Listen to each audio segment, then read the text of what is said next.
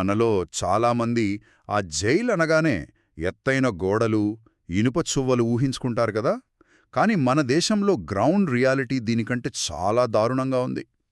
ఖచ్చితంగా. అసలు జైళ్లలో పరిస్థితులు ఎంత భయంకరంగా ఉన్నాయంటే. అవును, అదే మనం ఈ రోజు అనలైజ్ చేస్తున్న యూట్యూబ్ స్క్రిప్ట్లోని రిపోర్ట్స్ చూస్తే నిజంగా మైండ్ బ్లాక్ అవుతుంది. మన జైళ్లు ఏకంగా 150% కిక్కిరిసిపోయి ఉన్నాయి. నేషనల్ యావరేజ్ చూసుకున్నా కూడా అది 120% పైనే ఉంది.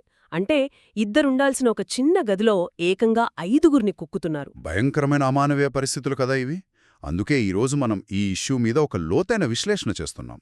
2026లో వచ్చిన ఒక ల్యాండ్ మార్క్ సుప్రీంకోర్టు జడ్జ్మెంట్, అదే Suhas Chakma versus union of India. ఆ కేస్ డీటెయిల్స్ డీకోడ్ చేయడమే మన మెయిన్ టార్గెట్. ఈ కేసు ఒక పెద్ద టర్నింగ్ పాయింట్ అని చెప్పొచ్చు. ఎందుకంటే జస్ట్ శిక్షలు వేసే పాత విధానం నుంచి ఖైదీల్లో మార్పు తెచ్చే రిఫార్మేటివ్ జస్టిస్ వైపు కోర్టు గట్టి అడుగులు వేసింది. కరెక్ట్.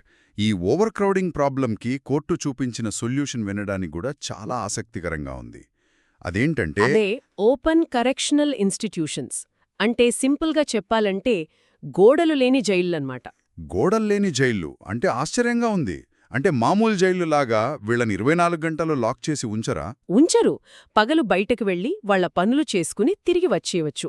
ఇదంతా ఎందుకంటే ఒక మనిషిని కేవలం పనిష్ చేయడం కాదు, తిరిగి సొసైటీలో ఒక మంచి పౌరుడిగా బతికేలా తయారు చేయడమే దీని ఉద్దేశం. కాన్సెప్ట్ వినడానికి చాలా బాగుంది.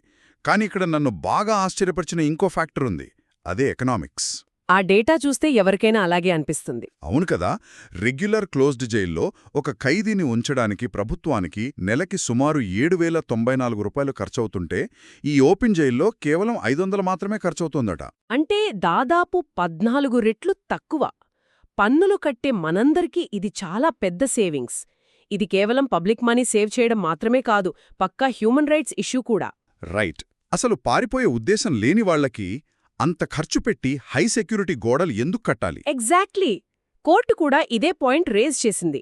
రాజ్యాంగంలోని ఆర్టికల్ 21 ప్రకారం బేసిక్ హ్యూమన్ డిగ్నిటీ అనేది ప్రతి ఒక్కరికీ ఉంటుంది. ఆ హక్కు జైలు గేటు దగ్గరికి వెళ్లగానే ఆగిపోదు కదా. ఆగిపోదు. ఆ అనవసరమైన ఖర్చు తగ్గించి వాళ్ల రిహాబిలిటేషన్ కోసం వాడొచ్చని చెప్పడం చాలా లాజికల్గా ఉంది. అయితే ఈ జడ్జ్మెంట్లో బాగా ఆలోచింపజేసిన ఇంకో సీరియస్ ఇష్యూ ఉంది. అదే జెండర్ జస్టిస్. అవును, ఇది చాలా ఇంపార్టెంట్ పాయింట్.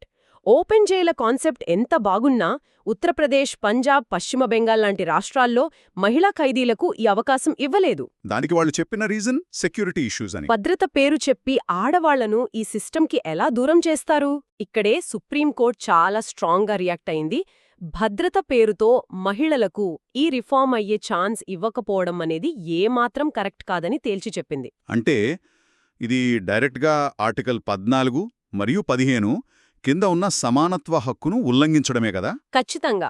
మగ ఖైదీలతో పాటు మహిళలకు కూడా ఈ ఓపెన్ జైళ్లలో అవకాశాలు కల్పించాల్సిందే అని స్పష్టం చేసింది.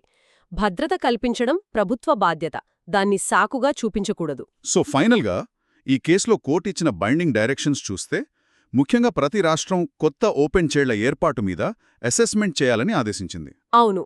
అలాగే ఈ జైళ్లల్లో మహిళలకు గ్యారంటీగా అడ్మిషన్స్ ఇవ్వాలి. అన్నిటికంటే ముఖ్యంగా దేశవ్యాప్తంగా కనీస ప్రమాణాలు ఎలా ఉండాలనేటి డిసైడ్ చేయడానికి justice S Ravindra Bhat high powered కమిటీని కూడా సెటప్ చేసింది. ఈ మొత్తం డిస్కషన్లో నాకు అర్థమైన ఒక కోర్ పాయింట్ ఏంటంటే, ఒక సొసైటీ ఎంత సివిలైజ్డ్ అనేది వాళ్ళ ఖైదీలను ఎలా ట్రీట్ చేస్తారనే దానిమీదే ఆధారపడి ఉంటుంది. పనిష్మెంట్ మీద కాకుండా ఖైదీల రిఫార్మేటివ్ పొటెన్షియల్ మీద పడుతుంది. సామాన్య ప్రజలకు కూడా దీనివల్ల ఎంత సామాజిక ప్రయోజనముందో నెమ్మదిగా అర్థమవుతుంది. రైట్. జైలు అనేది ఒక మనిషిని మార్చాలి, కానీ క్రిమినల్స్ని తయారు చేసే ఫ్యాక్టరీలా మారకూడదు. ఈ ఎనాలిసిస్ తర్వాత మనందరం ఆలోచించాల్సిన ఒక పాయింట్ ఉంది. రెగ్యులర్ జైళ్లు ఖైదీలను సంస్కరించకపోగా వారిని సొసైటీకి పనికిరానివారుగా మారుస్తుంటే మన పన్నుల డబ్బుతో మనం కేవలం గోడలను మాత్రమే నిర్మిస్తున్నామా, లేక ఫ్యూచర్లో నేరాలు పెరగడానికి పరోక్షంగా మనమే పెట్టుబడి పెడుతున్నామా? ఇది ఖచ్చితంగా ఆలోచించాల్సిన విషయం.